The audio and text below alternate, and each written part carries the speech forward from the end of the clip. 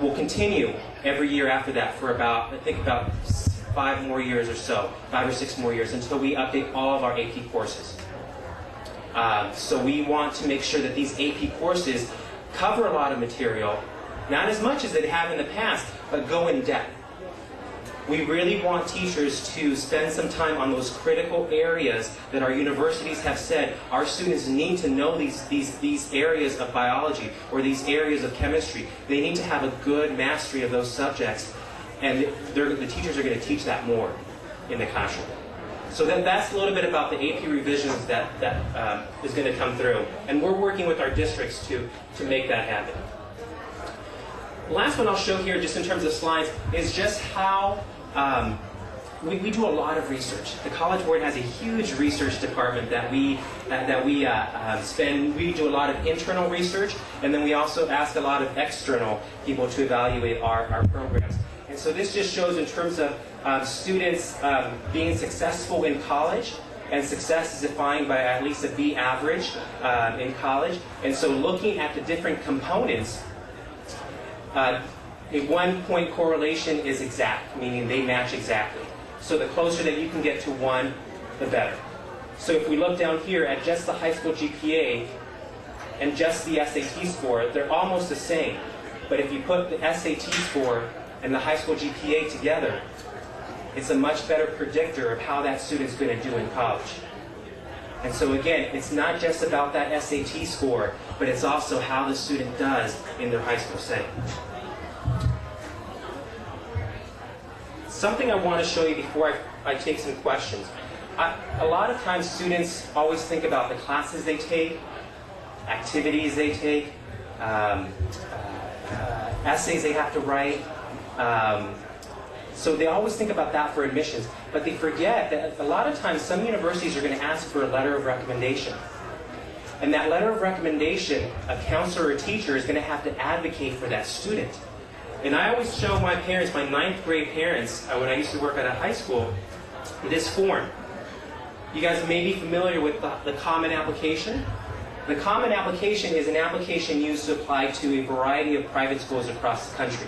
And they have forms that are similar so that you can send to all the different universities. Well, I always show them the teacher evaluation form. This is a form that the teachers have to sign. And I always go to the bottom here, because teachers will have to rank students when they bring these forms. It's not just about the grades and their test scores, but it's also their academic achievement, intellectual promise, quality of writing, creative original thought, productive class discussion, respect accorded by faculty, disciplined work habits, maturity, motivation, leadership, integrity, reaction to setbacks, concern for others, self-confidence, initiative, independence, and overall. I mention those because a lot of times students feel, man, I didn't do so well on the SAT score. Or you know what, I didn't get the best AP score that I could have gotten. But it all really depends on what you're doing in that class. Because your teachers and your counselors carry more weight in that college application than sometimes your high school GPA or your test scores do, because they get to see you for a full year and they get to evaluate you on this. I used to spend a lot of time when I worked in admissions looking to see what the teachers ranked the student. If the student was over here, it says one of the top few I've encountered, top 1%, outstanding, top 5%, top 10%. That sends a signal to the admissions office. So certainly something to consider. As some of you that are in 9th grade, certainly it's about GPA, test scores, AP classes, all those things. But it's also what else? What else can I contribute to my classroom and to my school and to my community, because those are important factors. Lastly, we have a website, You Can Go. Is the name of the website. It has a lot of great videos for students about college. So if you just Google You Can Go, or if you go to our College Board website, You Can Go is a new website we're launching this year to provide more information to students about college planning. So with that, I want to open it up to questions for both parents and students that you might have about the College Board, about SAT, about AP, PSAT, Any questions that you have?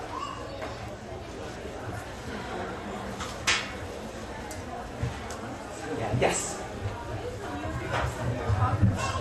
You can go. Thank you. You can go. I don't think you can go. I don't think I can go.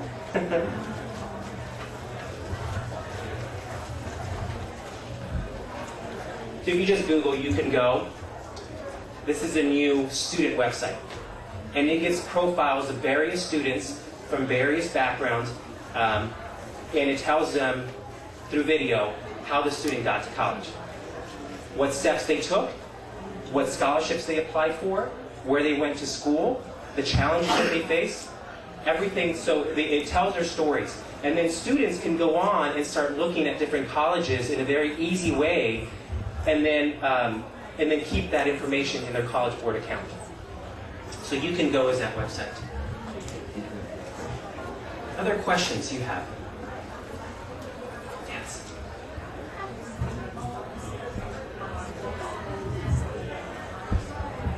Something about SAT scores. Good question. So the question was about when you register to take the SAT, you have that option of sending 4 free score reports with your registration. If you have a fee waiver, you get an additional 4 scores that you can send to colleges and universities. If you know your schools that you're applying to, send them. Put down the school and send the score, even though you don't know what score you're going to get. Universities will not penalize you for sending scores if they're not what they require or consider for admissions. They're not going to deny you because of that. In fact, if you send your score, that's sending a big message to that university. That's telling that university, as a junior, I'm already interested in your school.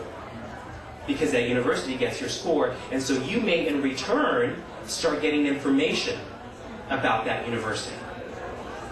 So a lot of parents are sometimes hesitant to put, when they register for the SAT, to put those 4 free scores or 4 free universities and sending your scores because they don't know what score they're going to get. And again, in admissions, when I evaluate the test scores, when I used to evaluate test scores, in most universities, I used to read for UCSD as well, you're just looking at the highest test score. So if the student does better senior year, they're going to send those scores. So it doesn't hurt the student to send your scores. Does that help? Okay. The UCs look at each city. So some schools, and this is a good, again, it all depends on the college list that you have. Because the university may mix and match your SAT score. Or UCs, they only take one Saturday sitting. At the University of San Diego, where I used to work at, we used to get the best math, the best critical reading, and put that to get a super score. And some schools do that, and some schools like the UCs do not. And again, that all depends on the college list that you have. I saw a hand, another hand back there. Yes? If you use the score choice feature, does the school know that you use that feature? So the question was, if a student uses the score choice feature, which is a feature to allow students to send specific scores to a school, does the university know that? The answer is no. So the university only knows what they get, which is just the score. So they don't know if the student chose, they don't know which other test they've taken, just the score that they get. They don't know that they use that feature. Right, and they don't know that they use that feature. Correct. Right, yes. When do you start count the PSAT score? I know you can start early, but when is the age starting to count officially? Yeah. The question was about PSAT, and when is that score used officially, what grade level? The PSAT is a test that is designed for juniors. Now, this last year, more 10th graders took the PSAT than juniors. And the reason for that is because it's getting more competitive to get national merit scholarship money through the PSAT. National merit is only considered in the junior year. And so students that want to know how they may do on that PSAT, take the PSAT in the 10th grade. Because when you take the PSAT, it's right at the beginning of the school year, it's in October. And so more 10th graders are taking it. The test is designed for juniors, and if you take it as a 10th grader, it does give you some information comparing you to other 10th graders across the country. So there is some information there that can help you, but if the score is not as high as the student wants it to be, usually that will increase once they take it as a junior. But yes, it's designed for the junior year, and that's when national merit will be considered. And PSAT scores, as all of you may know, are not used for admissions. No school uses PSAT score for admissions. Other questions? These are great. Yeah. In some high 10th graders were given the PSAT the Wednesday before the official Saturday PSAT. Was it the same test? Good question. So the question was, in some schools, students are given the PSAT on the Wednesday, and in some schools, students have the option to take the PSAT on the Saturday. The tests are different, and typically schools have to choose one or the other. They can't do both. We would like, and we actually have partnerships with various school districts across the country where they will offer the PSAT to all their students, and the district pays for it, and they give it to the students on a Wednesday. We give preference to the Wednesday because if you do it on when I started off doing college counseling, I used to give it on the Saturday, and I used to get maybe about 60% of my students that showed up that Saturday morning. And I liked it because I always said it's kind of like a real SAT where you have to drive somewhere on a Saturday morning and wake up on a Saturday morning and be at a site where you don't really want to be to take a test. So I thought that was great.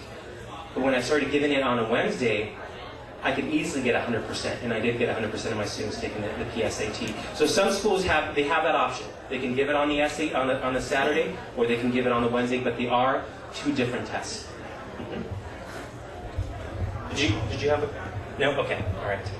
Is there any change or update on the scoring policy, such as penalty for guessing? Thank you. AP, there is a change in the policy.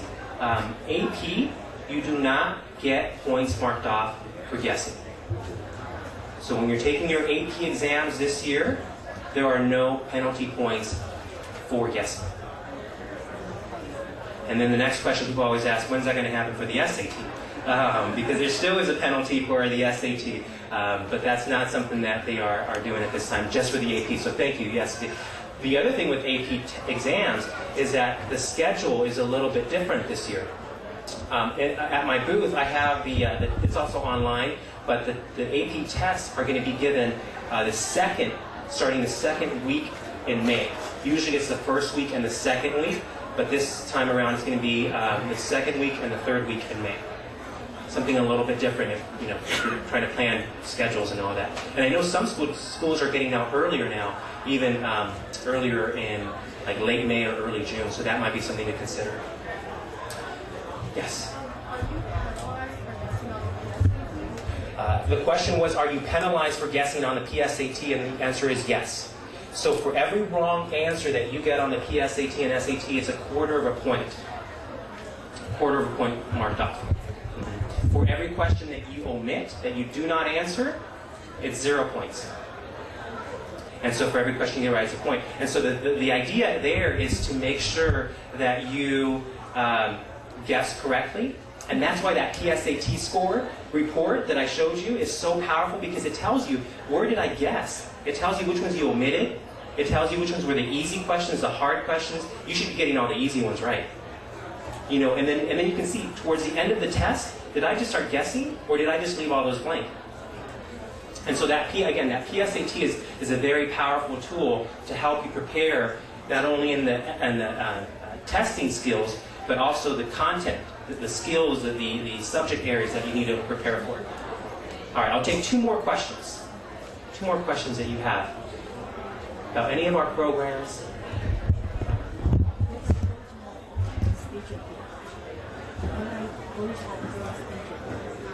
I'll do this. I know the World Journal will put on another event in the spring, in May, I believe. We do some other functions here and there, but you can always contact our regional office. I'm based out of the Los Angeles office, even though our regional office is in San Jose. And you can always call them. It's on the website. So if you go on to College Board and you look up Western Regional Office, you call the hotline, and then they can tell you when we're going to be in the area if we're doing some kind of an event. Yes? Mm-hmm. One more question. Something else, yes?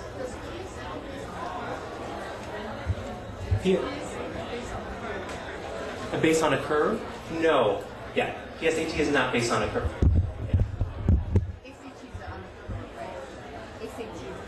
ACT? SAT?